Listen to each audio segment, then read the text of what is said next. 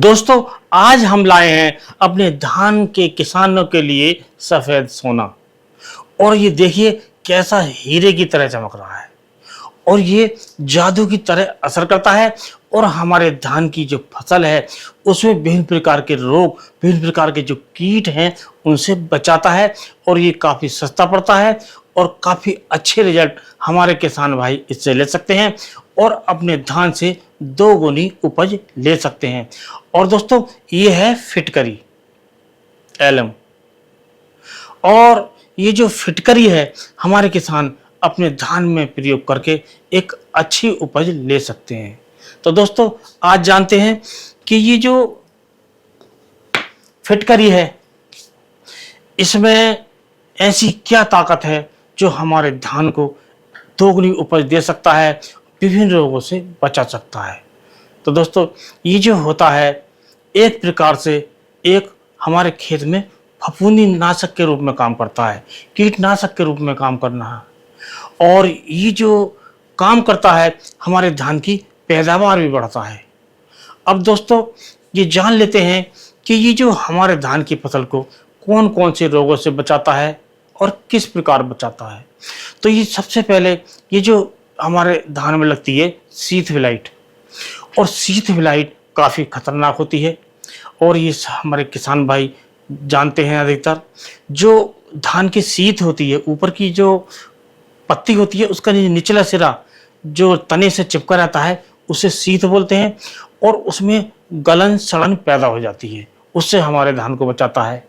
और भी कई प्रकार के जो फंगस के रोग हैं उसे हमारा ये फिटकरी बचाता है। और दोस्तों, कई प्रकार के कीट हैं उससे भी ये बचाता है। तो एक प्रकार से ये फफूंदीनाशक भी हुआ, एक प्रकार से ये कीटनाशक भी हुआ, एक प्रकार से यदि हम कह सकें तो पीजीआर भी हुआ, क्योंकि ये हमारे पौधों को ताकत देता है और उन्हें पैदावार बढ़ाता है। अब दोस्तों, ये जान लेते हैं कि ये ताकत कैसे देता है। तो दोस्तों, ये जो हमारी जमीन होती है तो उसका एक पीएच मान होता है और सभी किसान भाई जानते हैं जो पीएच मान होता है और जो मुख्य रूप से जो सामान्य पीएच मान होता है 7 होता है। 7 से नीचे है तब गड़बड़, ऊपर होता है तब गड़बड़। लेकिन ये जब 7 से ऊपर पीएच मान हमारे खेत का होता है तो हमारे धान की जो जड़ें हैं वो जमीन में पड़े हुए जो पोषक तत्व हैं, विभिन्न प्रकार के खाद हैं, विभिन्न प्रकार के पोषक तत्व हैं, विभिन्न प्रकार के माइक्रोन्यूट्रिएंट्स हैं और विभिन्न प्रकार की जो भी हम सामग्री अपने धान में डालते हैं और जो भी राशन पानी अपने खेत को देते हैं उसे हमारे पौधे नहीं ले पाते हैं।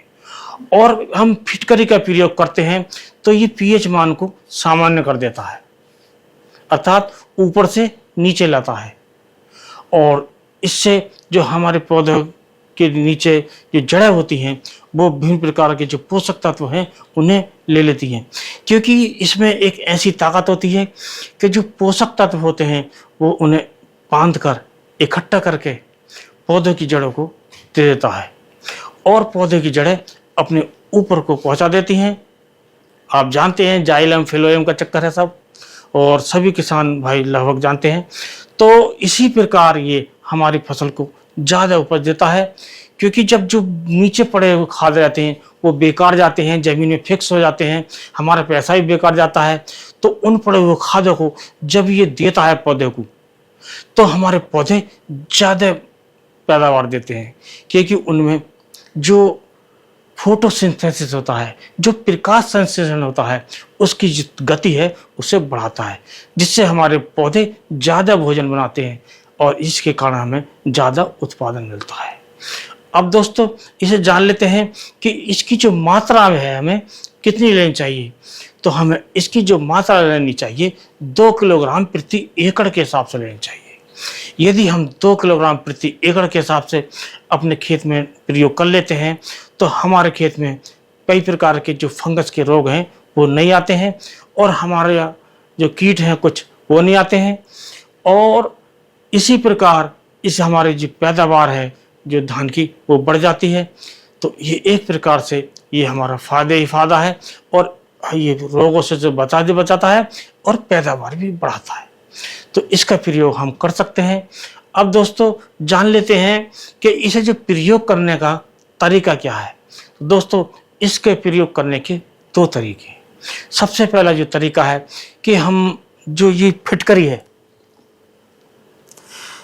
फिटकरी का टुकड़ा लेकर आप एक बारीक कपड़े में इसे बांध लें और पोटली इसकी लटका लें और हम किसी डंडे की सहायता से उसमें लटका दें।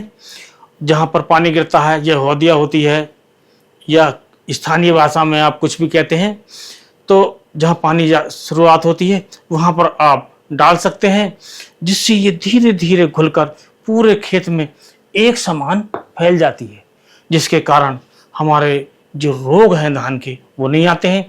चाहे फफूंदी जनित रोग हों, चाहे कीट से संबंधित कुछ रोग हों, वो इससे कंट्रोल होते हैं और हमारी फसल हमें ज़्यादा पैदावार दे सकती है।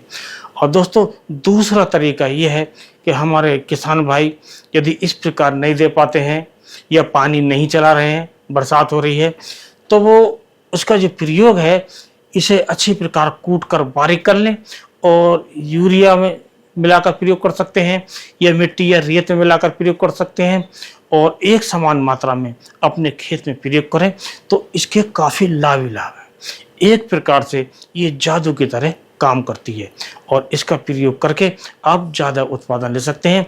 तो दोस्तों आज की वीडियो बस इतना ही और अगले वीडियो में मिलने से पहले आपसे अनुरोध करेंगे, यदि आप चैनल पर नए हैं तो चैनल को सब्सक्राइब कर दिए और बेल आइकन को ऑल पर सेलेक्ट कीजिए और वीडियो को आप लाइक करके अवश्य जाइएगा।